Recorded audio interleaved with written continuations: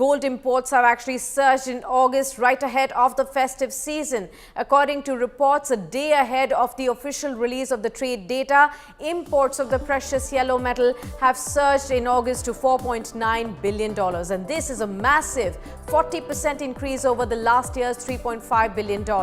This is also in part due to a rise of 12% in overseas spot prices in the year. Overall, demand in India is forecast to drop this year to anywhere between 650 and 750 tons, the lowest since 2020. The surge in gold imports has raised concerns over India's trade deficit, which is already feeling the heat due to rising oil prices. To discuss the prices of gold and its outlook in the festive season, we are now joined by Navneet Damani, Head of Commodities Research at Motilal Oswal Financial Services. Welcome to the show, Navneet, and great to have you with us. Could I start by asking you to list out some of the key reasons that you see behind the rise in imports that are being suggested in the reports of 40% surge in the month of August? Hello, Sakshi, and thank you for having me on the show. Well, we've seen the gold import numbers being a little more exaggerated or probably more higher than what the market was anticipating. A 40% surge is something which is not the market was anticipating, because the duty structure is pretty high and the demand at the ground level is not as great as the market or probably the numbers are showing. But however, in anticipation of demand being stronger, it could be a possibility, because as we over the next 3 4 months, we have the marriage season, we have festive season, we have Diwali coming over, and that is a peak season where you see a lot of traction coming in for bullion buyers. Of course, we've seen gold prices hitting highs of about 64, 65,000 on the domestic front, and now currently trading below 59,000. That's a steep 10% fall from highs. So these are some opportunities where I think market participants are finding it lucrative to enter gold as an investment once again. And equity prices are little overheated, and so some bit of diversification could be heading on towards gold, and that is my thought, that is why what we've seen a sharp jump. Right. Right, Navneet, thanks for putting that all in context. But, I also wanted to understand what the surge in imports really indicates about the current demand scenario of gold. You rightly pointed out that gold prices have seen a dip of about 10 odd percent from its peak. What is the current demand scenario? Are people going ahead and buying gold much higher than what was the scenario earlier in the first half of the calendar year? Well, the people whom we connect to and the jewelers that we connect to and speak to have not indicated any such great rise in or demand at per se.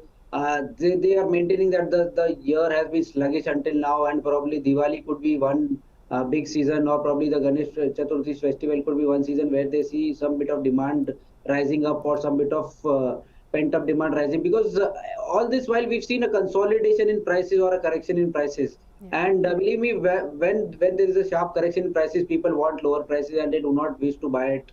So if we see a reversal in prices, if gold heads towards 60, 61,000 once again in the near future, you will see a rise in demand. But otherwise, prices are likely to consolidate. The demand is going to be lackluster. Okay, so what is the demand outlook going to be for the entire festive season that follows? You said that it is going to start off from Ganesh Chaturthi, thereafter Dhanteras, Diwali, we have Navratri also in between. And all of these seasons are really used by all the people out there to buy extensive gold. There are auspicious days as well. So what is the demand outlook for the festive and then the wedding season also coming soon? Well, the demand, World Gold Council suggests that the demand could be to the tune of 650 to 750 tons this year, which could be the lowest probably the last 3.5 years that we've seen. Okay. And to top it up, we've had an extra month where not much of purchases for gold has happened. That's called the Adhik Maas festival. So I think the next 3 months is likely to see some pent up demand. The first half of the year has not been great in terms of demand, but Yeah. the next quarter or so is likely to be very, very strong per se in demands. There are two aspects to it. One, that the market has corrected by 10% as previously discussed, so people will likely get it at a cheaper price than what they could have got 6 months back.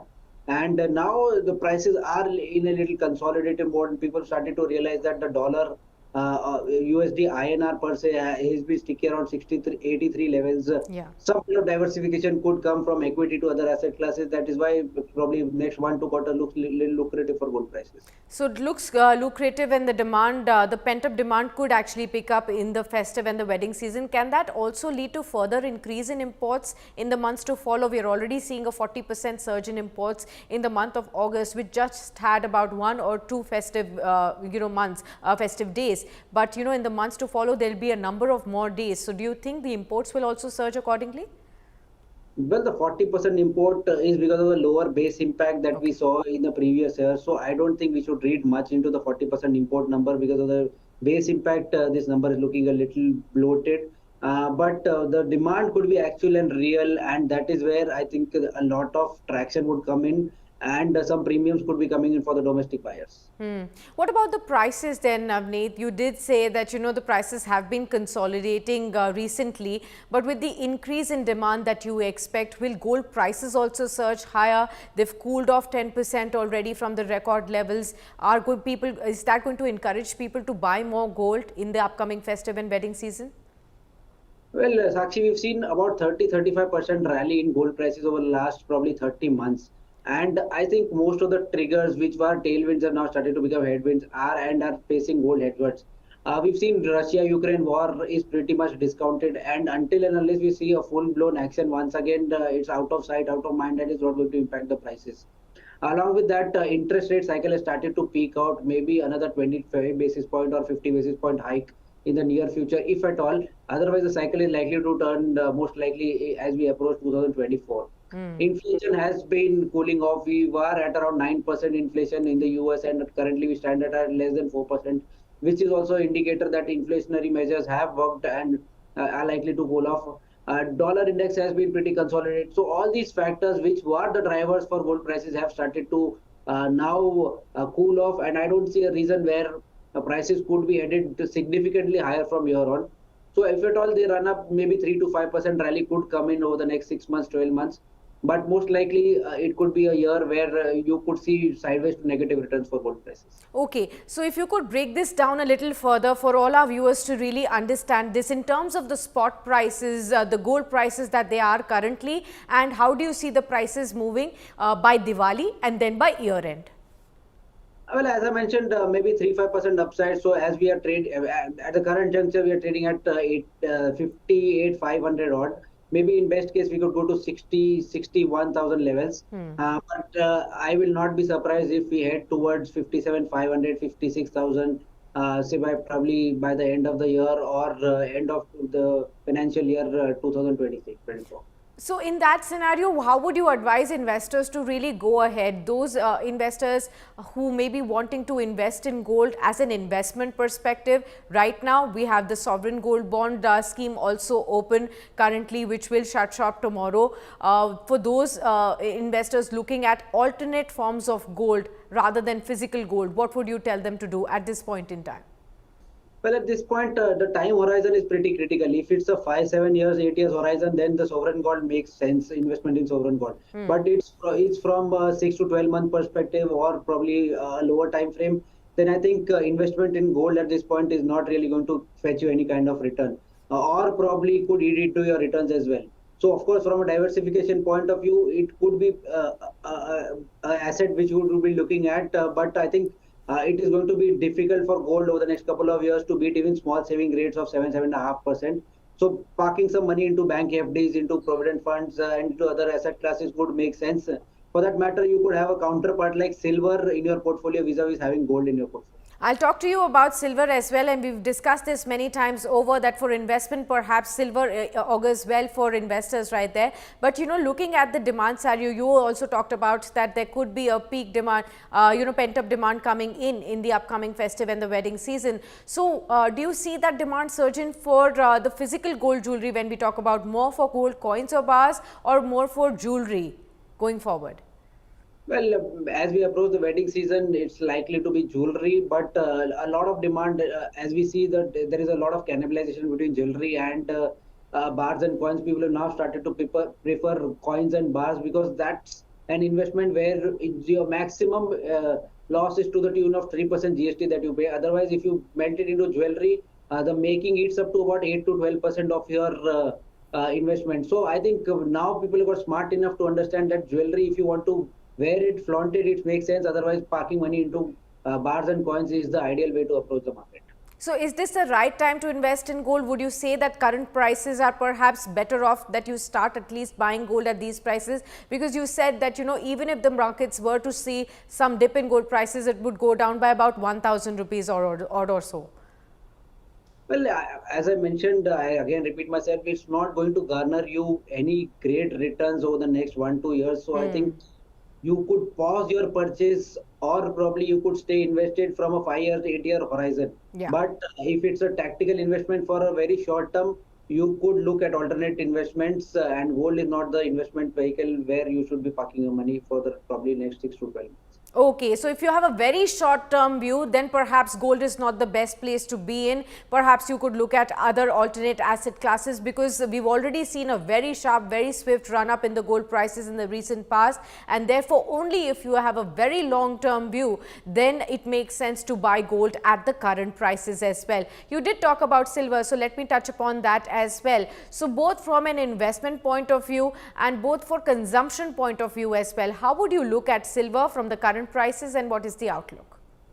Well, Sakshi, on your show, probably in the last 3-4 times you discussed silver widely, and silver rallied by about more than 20% over the last time that we discussed. Of course, we're seeing a bit of consolidation or cool off from 77,000 levels. Silver is trading around 70,500. So it's a straight 9% correction in the last couple of months that we've seen in silver prices. But I think the investment story looks pretty strong. The demand story has been reasonably well poised. The 5G technology story, the infrastructure growth, the electric vehicles, solar panel, all these are continuous driver for silver prices.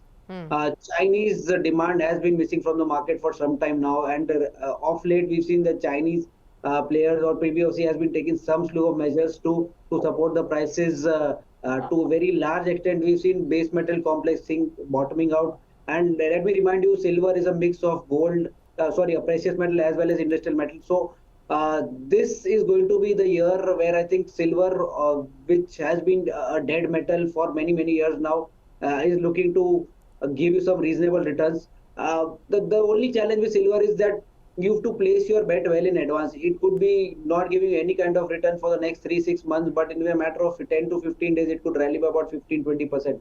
So park your money as and when you get a reasonable correction from a 15-20% upside. I would not be surprised to see silver prices about 82 to 85,000 over the next 12 to 15 months. All right, just last question then, Navneet, to you, and that is, you did say that anyone having a long-term horizon should only look at gold at this point in time. Between gold and silver, if somebody is purely wanting to reap some investment gains over the next 5 years or so, what would you really recommend at this point? Well, our wealth management division has a clear strategy that if you want to park 10% of your capital into precious metals, 7.5% could be gold and 2.5% could be silver. But from a couple of years perspective, I think 5% should be into gold and 5% should be into silver. As and when silver gives you about 25-30% kind of return over the next couple of years, you should be looking to dilute those investment and move back towards gold. So from a tactical perspective, 2 years, 5% parked in both gold and silver. But from a 5 year perspective, a larger chunk should be parked into gold. 7.5% could be gold and 2.5% could be silver. All right. Well, many thanks, Navneet, for being with us on the show and sharing all these wonderful insights with all our viewers. Great to have you with us on Business Today. If you like the video, do like, comment, share and subscribe.